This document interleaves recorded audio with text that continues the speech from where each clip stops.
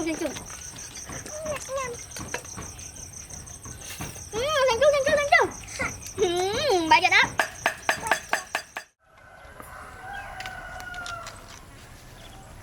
Rồi, Bác ạ. lần chán á. Chắc chắn các ạ. Nè, mời nè. Và Rồi. chụp đó ạ. Mời con. Ô, tao này con này. Đó ạ. Ừ. Đang không món à. Ừ. Không thông á nè. Rồi. Đó.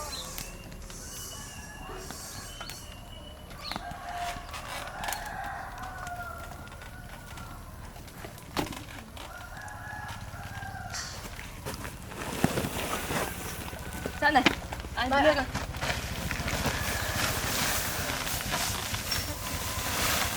Chua vậy? Trời ơi.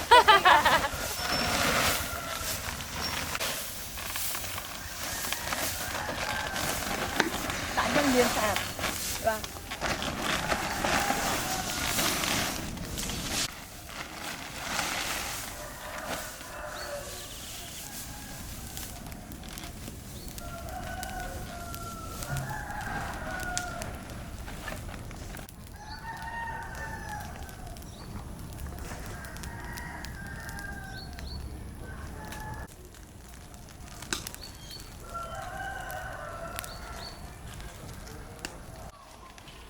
Đâu em còn? Đó ạ. Rồi đi chơi mong muốn. Cho một cái khổ mà.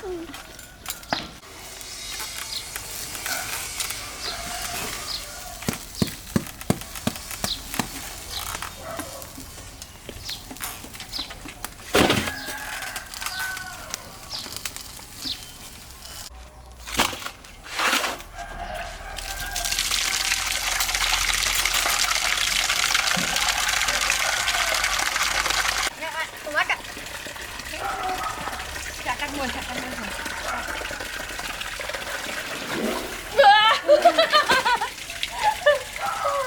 Ôi làm sao bánh này?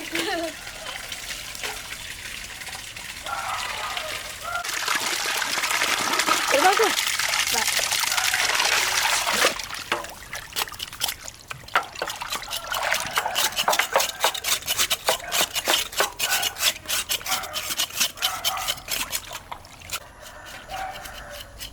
Chơi à?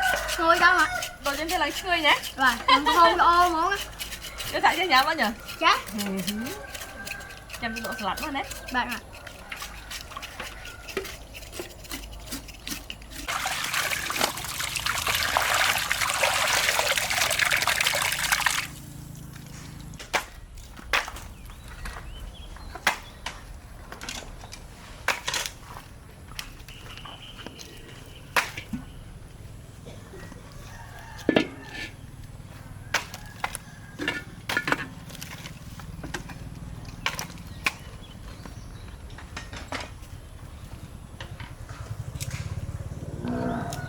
Ham sugar.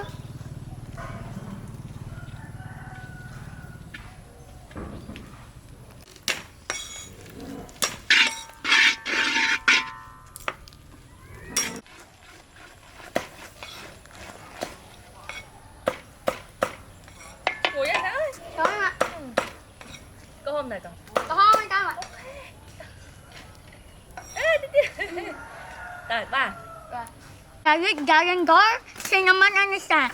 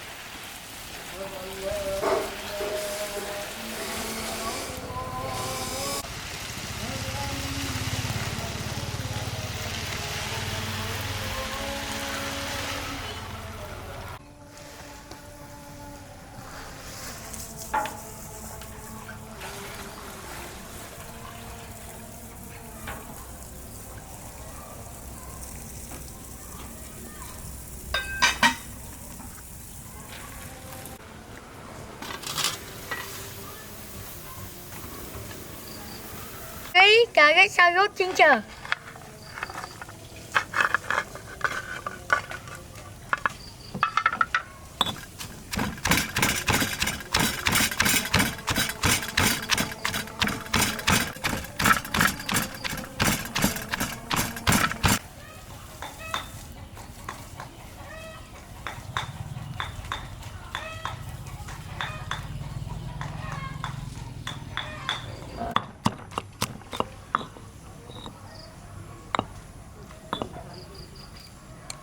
Sugar,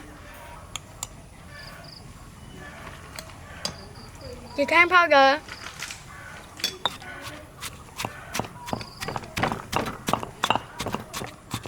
lime juice, fish sauce,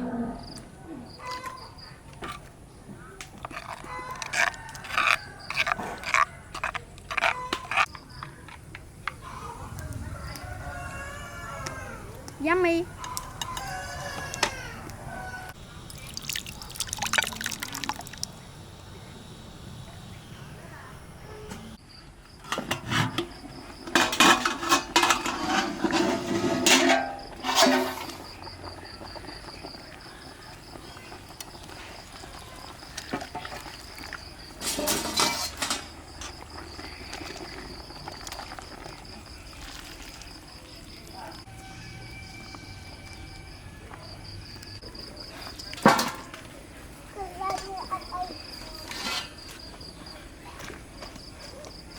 Còn là cái nhâm sạch ở cất. Cô nhâm đấy. Ôi cô nhìn. Rồi cô nhâm không? Hồi cho nhà bay ở chưa? Đây này coi nha mà hai anh mà coi nhẹ đã lên. Con cho nhâm á? Hồi cho nhâm á? Vâng. Ngồi ở cất. Ngồi.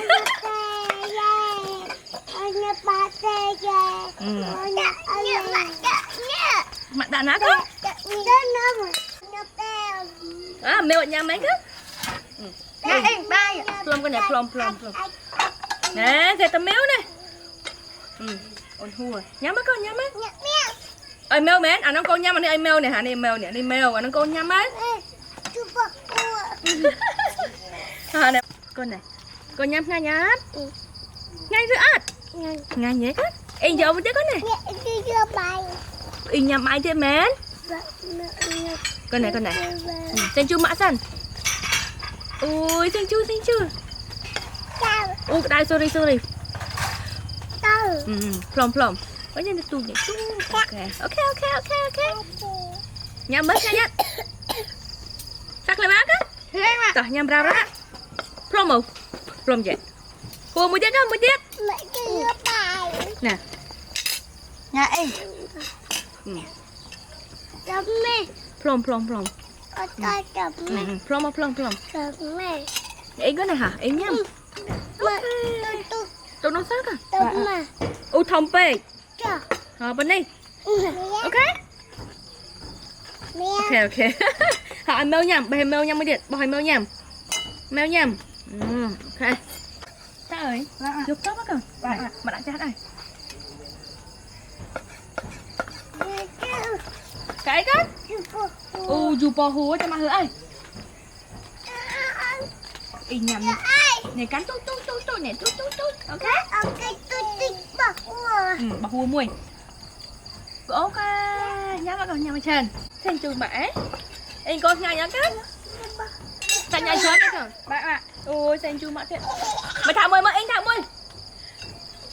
Nè, nó chẳng. Mau nha mai. Con nhẹ nhõm vậy. Ok.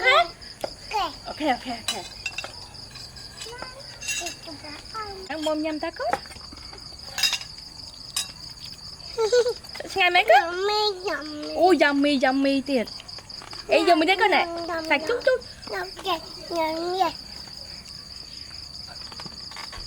Nhâm ok. Hồi nhâm búp.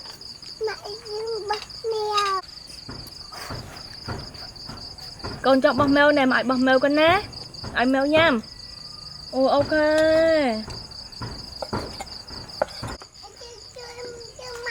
Ê mày cuối nhé. Anh cho đu hùa đây con đấy. Nó hô chờ lại nè thì nhá. Đây mà anh xách con nhâm này. Chắc con cho cái mua tiền đó. Mua tiền nhâm xách đấy. Nhặt mũi lên. Hẹn ngơ bài ôn anh nhầm. Ôn anh coi mà đâu. Ok. Còn mấy cái trang coi chật nè. Khen cho anh tôi mất á. Đây này hô anh con này. Anh con này anh. Thật ra ngao em. Đấy lên. Cái này mà ai này, con chờ ăn này. Mà xưa con chờ ăn. Nhắm á. Wow, ngon nhá. Ngon nhé. Sao chưa gần? Sang đâu ạ? Mở mạng đạm đông thùng. Thì mở mạng nhắm á. Ngon quá. Anh mà. Ngon quá.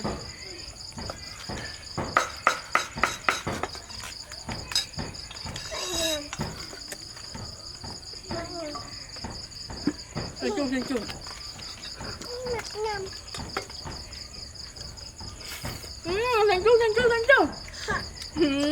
Bao giờ đó.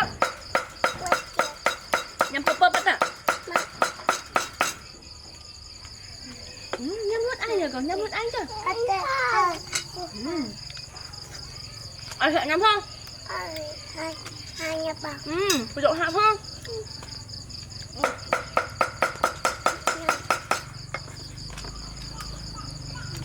Bà ơn ai bên kìa. Wow, trời hẹn tiền lôi mà. Cuốn đấy.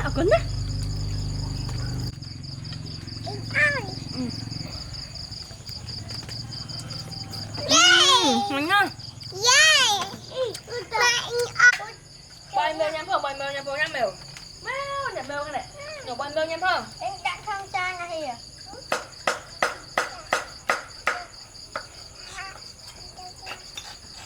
Dạ ơi, để lại cho anh con này. Kìa, nhắm á. Để cái dĩa con cho lông xẻ này, chộp. Được ạ. Dạ, ấy hát. Hay hát cho anh đó thằng á.